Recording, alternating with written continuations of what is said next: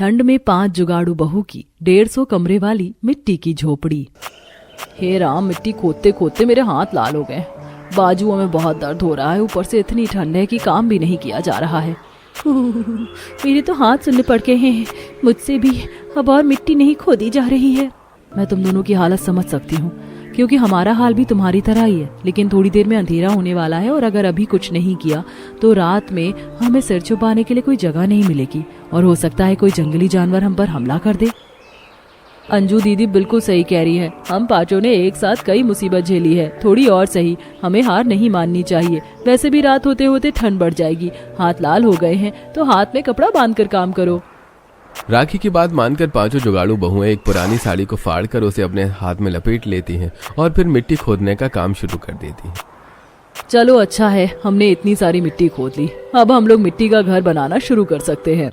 5 जुगाड़ू बहुएं इतने घने जंगल में ठंड के खराब मौसम में मिट्टी क्यों खोद रही हैं और मिट्टी खोदकर घर बनाने की बात क्यों कर रही हैं, ये जानने के लिए हमें कहानी में थोड़ा पीछे जाना होगा। दिसंबर का महीना आ चुका है। ठंड की वजह से सभी लोग अपने घर में रजाई में घुसकर बैठे हुए हैं।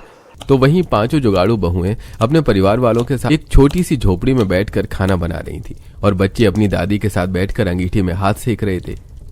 दादी, मेरी प्यारी दादी, मेरी प्यारी प्यारी दादियों, चलिए मुझे कहानी सुनाइए। बच्चों, मुझे कोई कहानी नहीं आती है। अगर तुम लोगों को कहानी सुनना है तो अपनी दादी से बोलो, क्योंकि वो अच्छी कहानियाँ सुनाती है। हाँ दादी, कहानी सुनाओ ना, मेरा भी बड़ा मन कर रहा है कहानी सुनने का। सुलोचना आयुष और रानी को कहानी सुनाना शुरू करती है। एक घने से जंगल में एक शेर अपनी पत्नी के साथ रहता था। वो जंगल में सबको डराता, लेकिन अपनी शेरनी से डरता था। फिर शेर क्या करता है? इस तरह बच्चे बड़े ध्यान से सुलोचना की कहानी सुनते हैं। अंजू गोभी काट रही थी तो साधना चूल्हे पर बैठकर आलू के पराठे सेक रही थी कि तभी भावना कहती है, ठंड के मौसम में आलू के पराठे, गोभी के पराठे चटनी के साथ बहुत ही स्वादिष्ट लगते हैं। आज कितने दिनों बाद हमारे घर में अच्छा खाना बन रहा है, वो भी इसीलिए क्योंकि कल हमारे पतियों की सैलरी मिली थी, वरना तो ऐसे खाने की खुशबू सिर्फ पड़ोसियों के घर से आती है। हम लोगों को भी कभी कभी अच्छा खाना बना लेना चाहिए। इस तरह 5 बहुएं आपस में बातें करते हुए खाना बना रही थी कि तभी उनके पति ठंड से कांपते हुए घर आते हैं। आज तो बाहर बहुत कड़ाके की ठंड पड़ रही है। अरे हवा तो इतनी ठंडी है जैसे शरीर में छेद कर देगी। अच्छी, मुझे तो सर्दी लग रही है। भावना, जल्दी से मुझे कुछ पोंछने के लिए दो। अरे ओस की वजह से पूरे बाल भीग गए। बाल नहीं पोंछे तो सर्दी लग जाएगी, साथ में चाय भी बना देना। ठंड की वजह से 5 बहुओं के पति कांप रहे थे, इसीलिए चंचल सभी के लिए गर्मा गर्म चाय बनाती और भावना अपने पति लोकेश को सिर पोंछने के लिए तौलिया देती है। अपने बालों को पोंछने के बाद लोकेश और चारों भाई अंगीठी के सामने बैठ जाते हैं। लीजिए, आप लोग चाय पी लीजिए, खाना भी तैयार हो गया है। चाय पीने के बाद आप लोग खाना भी खा लीजिएगा। 5 बहुओं के पति चाय पी लेते हैं और थोड़ी देर बाद सबके साथ बैठकर मेथी और आलू का पराठा चटनी के साथ खाते हैं। वाह वाह वाह वाह वाह, ये आलू के पराठे तो बहुत ही टेस्टी है। ठंड में सारा दिन काम करने के बाद अगर ऐसा खाना मिल जाए तो मजा ही आ जाता है। अभी सभी खाना खाते हैं और फिर सोने के लिए चले जाते हैं। भावना बर्तन धोती है और राखी चूल्हे की राख साफ करती है। सारा काम करने के बाद 5 बहुएं भी सोने के लिए चली जाती हैं। मम्मी, मुझे बहुत नींद आ रही है। हाँ बेटा, रात बहुत हो गई है, चलो आप सो जाओ। हाय रे मोरी मैया, इतनी कड़ाके की ठंड में इतनी छोटी सी रजाई में कौन सो पाएगा? भैया, आप लोग मुझे भी रजाई दो ना, मुझे काफी ठंड लग रही है। गर्मी का मौसम तो फिर भी अच्छा है, जैसे तैसे दिन कट जाता है, लेकिन ठंड में तो हालत और खराब हो जाती है। राखी, तुम बिल्कुल सही कह रही हो। हमारे परिवार के पास ओढ़ने के लिए सिर्फ एक ही रजाई है और उसे हम सब ओढ़ भी नहीं पाते हैं। अरे अब शोर करना बंद करो, हम लोगों को कल सुबह काम पर जाना है। तुम लोग इतनी बातें करोगी तो हम लोग सोएंगे कैसे? एक तो इन लोगों ने सारी रजाई ले ली और अब हमें ठंड लग रही है तो बोल रहे शोर मत करो। लगता है जैसे हमें ठंडी लगती ही नहीं है। हम लोग तो काम करते ही नहीं है। चंचल, बच्चों की तरह रजाई के लिए लड़ने से अच्छा है कि हम लोग अपनी पुरानी साड़ियों को एक के ऊपर एक रखकर उसके कोने टाक देते हैं और उसी को ओढ़कर सो जाते हैं। ये आइडिया तो मुझे भी अच्छा लग रहा है। फिर 5 बहुएं मिलकर अपनी अपनी पुरानी साड़ी निकालती हैं और फिर उसे ओढ़कर सोने लायक बना देती हैं। अरे वाह, ये जुगाड़ तो सच में रजाई से भी अच्छी है। इसमें हमें ठंडी भी नहीं लगेगी और बच्चे भी आराम से सो जाएंगे। पांचों बहुएं चिपक चिपक कर अपनी साड़ी वाली जुगाड़ू रजाई ओढ़कर सो जाती हैं और अगली सुबह कल रात तो हम लोग जैसे तैसे सो गए, लेकिन मुझे सर्दी हो गई है। अच्छू अच्छू। दीदी, आपकी तबीयत तो सच में काफी खराब है। मैं एक काम करती हूँ, जंगल जाकर लकड़ियाँ काट कर लाने के लिए आज सर्दी भगाने के लिए कुछ जड़ी बूटी भी ले आऊंगी। फिर उससे काढ़ा बनाकर मैं आपको दूंगी, जिससे आपकी सर्दी भाग जाएगी। साधना और चंचल दोनों साथ मिलकर जंगल में लकड़ी काटने के लिए चली जाती हैं। साधना लकड़ी काटती है तो वहीं चंचल काढ़ा बनाने के लिए कुछ पौधों की पत्तियां तोड़ कर ले आती है। काम खत्म होने के बाद साधना और चंचल दोनों घर आ जाते हैं। साधना घर आते ही अंजू के लिए काढ़ा बनाना शुरू कर देती है। अरे तुम लोग इतना परेशान क्यों हो रही हो? थोड़ी सी सर्दी ही तो है, अपने आप ठीक हो जाएगी, ज्यादा परेशान मत हो। दीदी देखिए, मैंने काढ़ा बना दिया है, आप इसे पी लीजिए, इससे आपकी सर्दी ठीक हो जाएगी। साधना बिल्कुल ठीक कह रही है, आप काढ़ा पीकर आंगन में धूप सेकने के लिए बैठ जाओ, इससे आपको आराम मिलेगा। सबके इतना कहने पर अंजू काढ़ा पीती है और फिर धूप सेकने के लिए आंगन में बैठ जाती है। चंचल भी धूप में बैठकर चावल से कंकड़ साफ कर रही थी। सर्दियां शुरू हुई नहीं कि तुम पांचों बहुएं फिर से आंगन में आकर बैठ गई। मुझे समझ नहीं आता कि तुम लोग 12-15 लोग होने के बाद भी एक ही झोपड़ी में भेड़ बकरियों की तरह कैसे रह लेते हो। मुझे देखो, हम लोगों के घर पर सिर्फ 2 लोग हैं, लेकिन रहने के लिए 5 कमरे हैं। इस तरह से आंचल 5 जुगाड़ू बहुओं का काफी मजाक उड़ाती है। आंचल की बात से गुस्सा होकर चंचल, आपके घर में 5 कमरे हो या 10 कमरे, हमें उससे कोई मतलब नहीं है। बेवजह में ताना मारना बंद कीजिए। तुम तो सिर्फ जबान की ही तेज हो। तुम 5 जुगाड़ बहुओं को इतना जुगाड़ आता है तो अपने लिए बड़ा घर क्यों नहीं बना लेती? मेरे घर पर तो बड़ा सा पूजा घर है, किचन में डबल डोर वाला फ्रिज, 4 मुंह वाला चूल्हा, हीटर, सब कुछ लगा हुआ है।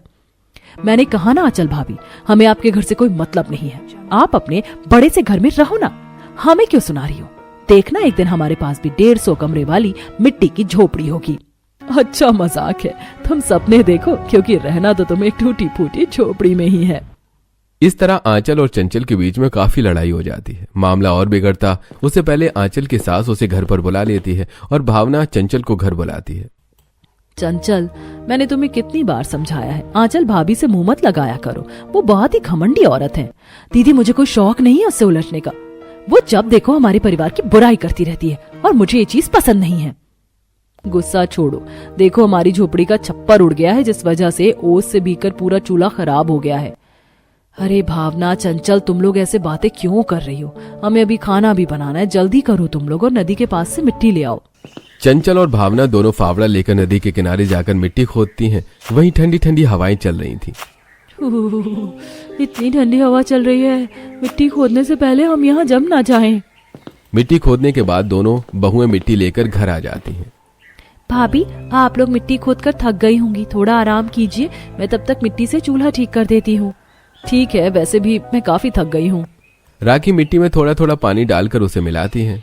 हाय राम, ये पानी कितना ठंडा है। राखी जैसे तैसे मिट्टी को गीला करती है और फिर चूल्हे पर लेप देती है। चूल्हे की दरारों पर मिट्टी लगाने के बाद चूल्हा ठीक हो जाता है। देखते ही देखते शाम हो जाती है और 5 बहुओं के पति घर आ जाते हैं। राखी, खाना बनाया या नहीं? आज मुझे बहुत जोरों की भूख लगी है, जल्दी से खाना दो। यश जी, अभी तो खाना बना नहीं है, क्योंकि आज चूल्हा ओस से भीकर खराब हो गया था। आप थोड़ी देर रुक जाइए, मैं खाना बना कर देती हूँ। साधना फटाफट से सब्जियां काट देती है और भावना रोटी बेलती है और अंजू रोटी सेकती है। रोटी बन जाने के बाद राखी जल्दी से सब्जी बना देती है। 5 जुगाड़ू बहुएं एक साथ मिलकर फटाफट से सारा खाना बना देती हैं और सबको खाने के लिए दे देती हैं। खाना खाने के बाद अरे घर के अंदर ही ठंडी ठंडी कहाँ से आ रही है ये? आपको दिख नहीं रहा देवर जी, ये ठंडी ठंडी हवा आपके सिर के ऊपर से आ रही है। हमारी झोपड़ी का छप्पर उड़ गया है और दीवारों में भी दरार हो गई है, वहीं से हवा घुस रही है। मेरे 5 भाई दूसरों का घर बनाते हैं, लेकिन हमारे घर की हालत इतनी खराब है। अरे तुम तो जानती हो ना तन्वी, हमें सुबह सुबह ही काम पर जाना पड़ता है, इसलिए हमें घर ठीक करने का टाइम ही नहीं मिलता। तन्वी, तुम अपने भैया को क्यों परेशान कर रही हो? तुम्हारी 5 जुगाड़ भाभियां हैं ना, हम लोग अपने जुगाड़ से इस परेशानी को भी दूर कर देंगे। मेरे पास एक आइडिया है। कैसा आइडिया दीदी, मुझे भी बताइए। अभी नहीं, मैं तुम लोगों को अपना आइडिया सुबह बताऊंगी, अभी रात बहुत हो गई है, सो जाओ।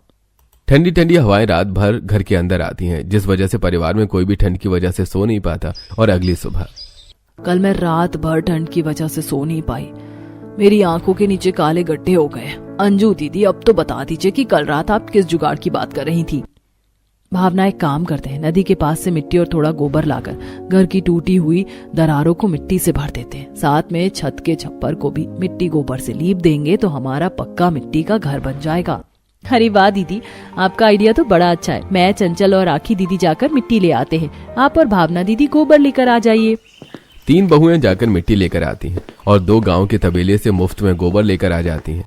घर आने के बाद 5 जुगाड़ू बहुएं मिट्टी और गोबर को अच्छे से मिलाती हैं और फिर घर की दीवारों को दरारों को भरना शुरू कर देती हैं। घर की दीवारें तो ठीक हो गई, हाँ बस हमारी झोपड़ी का छप्पर ठीक करना बाकी है।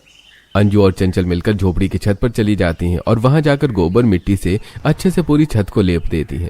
इस तरह उनकी टूटी फूटी झोपड़ी सुंदर से मिट्टी के घर में बदल जाती है। चलो अब कम से कम घर के अंदर ठंडी हवाएं तो नहीं आएंगी।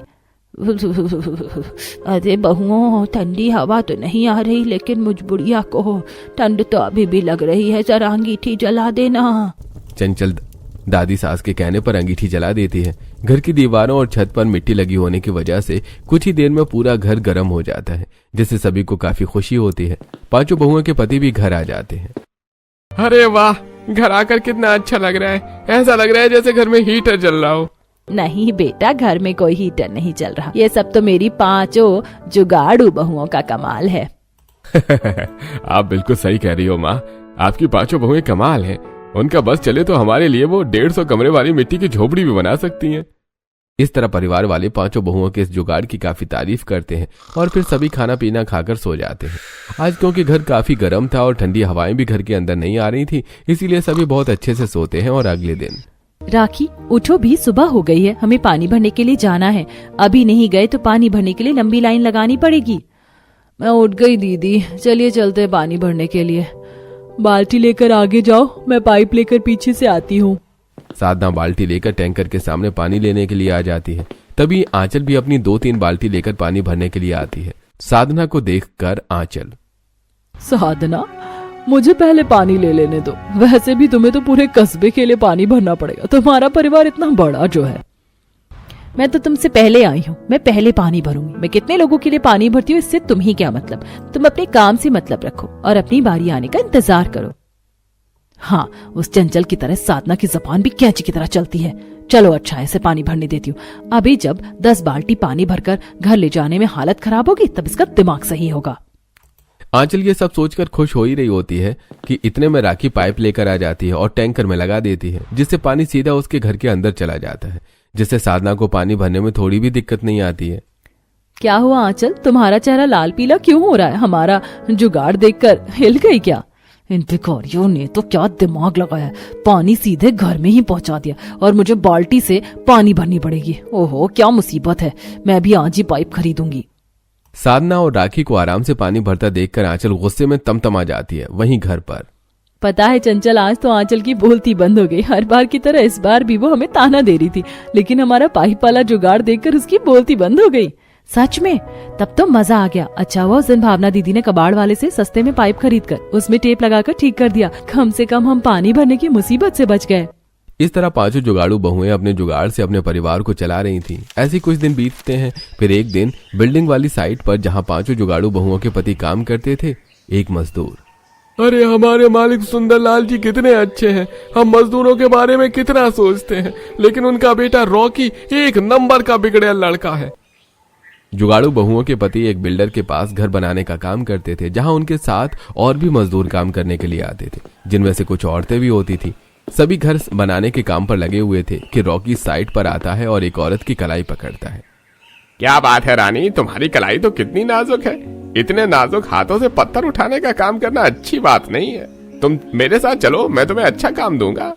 नहीं, मुझे आपके साथ कहीं नहीं जाना है और ना ही कोई काम करना है। देखिए, मैं बहुत गरीब हूँ। मैं अपने बूढ़े बाबा का इलाज करने के लिए यहाँ काम कर रही हूँ। मुझे परेशान मत कीजिए। तुम्हारी इतनी हिम्मत कि तुमने मुझे धक्का दिया। निकल जाओ यहाँ से, तुम्हें काम करने की कोई जरूरत नहीं है। इस तरह से बिगड़ैल रॉकी बेचारी लड़की को काम से निकाल देता है। गरीब लड़की पुलिस के पास जाकर रॉकी के खिलाफ कंप्लेन करती है और पुलिस को लेकर साइट पर आती है। ए, रॉकी, तुमने इस लड़की के साथ बदतमीजी की, मैं तुम्हें गिरफ्तार करता हूँ। अरे आपके पास क्या सबूत है कि मैंने इस लड़की के साथ गलत किया है? देखो लड़की, बिना सबूत के मैं कुछ नहीं कर सकता। तुम्हारे पास कोई गवाही है? आप सभी ने देखा इस रॉकी ने मेरे साथ बदतमीजी की और मुझे काम से भी निकाल दिया। प्लीज मेरे लिए कोई बोलिए। रॉकी के डर से कोई भी उसके खिलाफ गवाही नहीं देता है, लेकिन पांचों जुगाड़ू बहुओं के पति सामने आकर पुलिस को गवाही देते हैं, जिस वजह से पुलिस रॉकी को पकड़कर ले जाती है। 3 दिन बाद रॉकी को बेल मिल जाती है। अरे रॉकी को तो बेल मिल गई। नरेंद्र, मुझे लग रहा है कि रॉकी तुमसे और तुम्हारे चारों भाइयों से बदला लेगा। मुझे भी ऐसा ही लग रहा है। रॉकी साइड पर आकर पांचों जुगाड़ू बहुओं के पतियों को खूब मारता है और काम से भी निकाल देता है। पांचों जुगाड़ू बहुओं के पति जैसे तैसे घर आते हैं और उन्हें देखकर, क्या हुआ तुम लोगों को? तुम लोगों की ऐसी हालत किसने की? माँ, जिस बिल्डर के पास हम लोग काम करते थे, उनका बेटा बहुत ही बदतमीज और बुरा है। वो हमारे साथ काम करने वाली एक लड़की के साथ बदतमीजी कर रहा था, तो जब हमने उसके खिलाफ पुलिस में गवाही दी तो उसने हमें मारा और काम से निकाल दिया। नरेंद्र जी, देवर जी, हाँ, आप सभी ने जो किया वो बिल्कुल सही है। नौकरी तो आपको दूसरी मिल जाएगी, लेकिन उस लड़की की इज्जत सबसे ज्यादा जरूरी है। ऐसे 2-4 दिन बीतते हैं। पांचों बहुओं के पतियों की हालत में अब काफी सुधार आ गया था, इसीलिए वो लोग हाथ पर हाथ रखकर बैठने की जगह अलग अलग काम ढूंढने के लिए निकल जाते हैं। वो राशन की दुकान पर, खेत में, कई जगहों पर जाकर काम ढूंढते हैं, लेकिन उन्हें कोई काम नहीं देता। पता नहीं क्यों हमें कोई काम नहीं दे रहा है। इतनी ठंड में हम लोग यहाँ वहाँ भटक रहे हैं। मुझे तो लग रहा है कि हमारे काम न मिलने के पीछे उस बिगड़े रॉकी का ही हाथ है। मम्मी मम्मी, मुझे भूख लगी है, खाना दो। रानी बेटा, अभी तो घर पर कुछ नहीं है, मैं कल सुबह तुम्हें खाना खाने के लिए देती हूँ। अरे बच्ची से झूठ क्यों कह रही है? झूठ ना कहूँ तो और क्या करूँ माँ जी, हमारे सिर पर अचानक से मुसीबत का पहाड़ टूट पड़ा है। घर में खाना न बनने की वजह से घर में तनाव का माहौल बन जाता है। सभी लोग बिना खाई ठंड में सो जाते हैं। अगली सुबह घर का मालिक आवाज देता है, अरे कहाँ हो सब, दरवाजा खोलो। क्या हुआ मकान मालिक जी? और क्या होगा, मुझे मेरा किराया चाहिए। लेकिन किराया देने में तो अभी 15 दिन बाकी हैं। मैं पुराना किराया लेने आया हूँ। देखिए, अभी हम पांचों के पतियों की नौकरी चली गई है, हमें कुछ दिनों का समय दीजिए, हम किराया दे देंगे। अरे मुझे तो आज ही किराया चाहिए। अगर किराया नहीं दे सकती तो मेरे साथ मेरे घर चलो, तुम लोग वहीं रहना। मकान मालिक की बात सुनकर अंजू उसे खींचकर थप्पड़ लगाती है और अपने परिवार वालों के साथ थोड़ा बहुत जरूरत का सामान लेकर घर से निकल जाती है। ये मकान मालिक तो एक नंबर का चिचोरा है। अब हम लोग कहाँ जाएंगे? चलो जंगल की तरफ चलते हैं, वहाँ हमें रहने की जगह मिल जाएगी। पांचों बहुएं चलते चलते जंगल में आ जाती हैं। जंगल में और भी ज्यादा ठंड थी।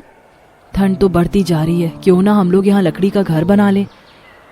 नहीं, लकड़ी का घर बनाने से उसमें आग लग सकती है। हम लोग मिट्टी का घर बनाएंगे। चलो सभी मिट्टी खोदना शुरू करते हैं। अब तो हमने काफी सारी मिट्टी खोद ली है, चलो अब घर बनाते हैं।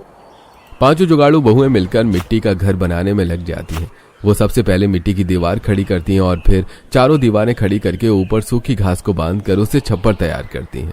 सुबह से काम करने के बाद अब तक सिर्फ घर का ढांचा ही बना पाए हैं। राखी, परेशान मत हो, कम से कम आज रात ठंड में सिर छुपाने के लिए हमारे पास जगह है। सभी लोग मिट्टी के बने आधे अधूरे घर में आकर बैठ जाते हैं। पांचों बहुओं के पति जो दूसरे गांव नौकरी ढूंढने गए थे, उन्हें नौकरी तो नहीं मिलती है, लेकिन उन्हें रास्ते में थोड़े बहुत फल मिल जाते हैं। पूरा परिवार पेट भरने के लिए वही फल खा लेता है। हाय मोरी मैया, मेरी बूढ़ी हड्डियों में तो बहुत दर्द हो रहा है। फर्श तो कितना ठंडा है। बहू, इसमें हम लोग कैसे सोएंगे? अपनी पांचों जुगाड़ू बहुओं के होते हुए परेशान क्यों होती है माँ जी? हमने पहले ही सूखी घास से बिस्तर तैयार कर दिया है और अब नारियल के खोल में थोड़ी सी लकड़ी जलाकर छोड़ देंगे, जिससे घर गर्म हो जाएगा। सुलोचना, देखा, और कुछ सीख। तेरी पांचों बहुएं हमेशा 2 कदम आगे की सोचती हैं। इस तरह थोड़ी सी खट्टी मीठी बातें करते हुए पूरा परिवार फल खाकर सो जाता है। अगली सुबह पांचों बहुएं जल्दी उठकर घर की छत भी मिट्टी की बना देती हैं। दीदी, मैं सोच रही थी कि हमेशा से हम लोग सिर्फ एक ही कमरे में रहते आए हैं। आज जब हम लोग अपना खुद का घर बना ही रहे हैं, तो क्यों ना हम लोग सबके लिए अलग अलग कमरा बनाएं? ये तो बहुत अच्छा आइडिया है। मुझे भी मेरा अलग कमरा चाहिए। मुझे और रानी को भी अपना अलग अलग कमरा चाहिए, पढ़ने के लिए अलग और खेलने के लिए अलग। पोता बहुओं, मैं चाहती हूँ कि तुम लोग मेरे लिए एक अलग पूजा घर बनाओ। एक ही कमरे में पूजा घर होने से पूजा करने में काफी दिक्कत होती है। मुझे तो किचन और बाथरूम अलग अलग चाहिए। सब तो अपना फरमान ऐसे बता रहे हैं जैसे हम लोग सच में महल बनाने वाले हैं। क्यों नहीं दीदी, आज जब मौका मिला है हम लोग सबकी पसंद का घर बनाएंगे। पांचों जुगाड़ू बहुएं मिलकर मिट्टी खोदने लगती हैं। वहीं उनकी सास, नंद और बच्चे गोबर इकट्ठा करने के लिए चले जाते हैं। इस बार काफी सारी मिट्टी खोदने के बाद पांचों जुगाड़ू बहुएं गोबर और मिट्टी को मिलाती हैं और फिर उससे एक एक कमरे की दीवार और ढांचा तैयार करती हैं। काफी मेहनत करने के बाद वो लोग 2-3 दिन में 8-10 कमरे बना लेती हैं। अरे मान गए आप पांचों जुगाड़ू बहुओं के जुगाड़ को। आप लोगों ने तो सच में बहुत ही अच्छा घर बना दिया है। बस हम भाइयों को नौकरी मिल जाए तो फिर जिंदगी आराम से कटेगी। ऐसे दिन बीतते हैं, लेकिन पांचों जुगाड़ू बहुओं के पतियों को नौकरी नहीं मिली थी। पांचों जुगाड़ू बहुओं का परिवार फल खाकर ही दिन काट रहा था। एक दिन पांचों जुगाड़ू बहुओं के पति काम ढूंढने के लिए दूसरे शहर जाते हैं तो रास्ते में सभी वहां देखो, एक बुजुर्ग आदमी को कुछ लुटेरे परेशान कर रहे हैं। भाइयों चलो उनकी मदद करते हैं। पांचों जुगाड़ू बहुओं के पति जाकर उस बूढ़े आदमी को बचा लेते हैं। अरे मुझे तो ठंड लग रही है, कब से भाग रहा हूँ इन लुटेरों से बचने के लिए। थैंक यू बेटा मेरी मदद करने के लिए। कोई बात नहीं अंकल जी, ठंड बहुत ज्यादा है, आप घर चले जाइए। अरे बेटा अरे तुम लोग रहते कहाँ हो और ऐसे रास्ते में क्यों भटक रहे हो? हम लोग तो काम की तलाश में यहाँ वहाँ घूम रहे हैं, लेकिन हमें कहीं भी काम नहीं मिला। अरे तुम पांचों भाई तो देखने से ही बड़े ईमानदार लग रहे हो। ऐसा करो तुम मेरे यहाँ काम कर लो, मैं बिल्डर हूँ। तुम पांचों भाई मेरे अलग अलग साइट के सुपरवाइजर बन जाना और देखना कि काम सही हो रहा है या नहीं। थैंक यू अंकल, हमारी इतनी मदद करने के लिए। अरे तुम लोगों ने आज मेरी जान बचाई और आगे मेरे साथ काम करने वाले हो, इसीलिए ये लो थोड़े से एडवांस पैसे रख लो। पांचों बहुओं के पति पैसे लेकर बनिया की दुकान से राशन ले आते हैं। राशन देखकर पांचों बहुएं बहुत खुश होती हैं और फिर अपने मिट्टी की झोपड़ी वाले किचन में जाकर चूल्हे पर मिट्टी का बर्तन रखकर जो उन्होंने जुगाड़ से बनाया था उस पर खाना बनाना शुरू करती हैं। खाना बनने के बाद सभी लोग खाते हैं और फिर सो जाते हैं। अगली सुबह हम पांचों के पति तो काम पर चले गए हैं। घर का सारा काम भी हो गया, लेकिन मुझे घर थोड़ा खाली खाली सा लग रहा है। मुझे भी हमारे इतने बड़े घर में कमी सी लग रही है। अरे आप लोग समझी नहीं, हमारे घर में कोई फर्नीचर नहीं है, इसीलिए घर बेजान लग रहा है। ऐसा है तो चलो अपने जुगाड़ से लकड़ी का बेड, सोफा, अलमारी, मेहमानों के बैठने के लिए कुर्सी बनाते हैं।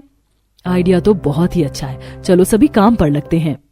पांचों जुगाड़ू बहुएं मिलकर जंगल से लकड़ी काटती हैं और पेड़ के नीचे गिरी हुई छोटी लकड़ियों को चुनकर इकट्ठा करती हैं। फिर जंगल में पड़ी हुई रस्सियों को लेकर वो लकड़ी को एक साथ बांधकर पेड़ का गोंद उसमें लगाती हैं और सोफा तैयार करती हैं। सोफा तो बड़ा सुंदर है, अब इसके लिए गद्दा बनाना होगा।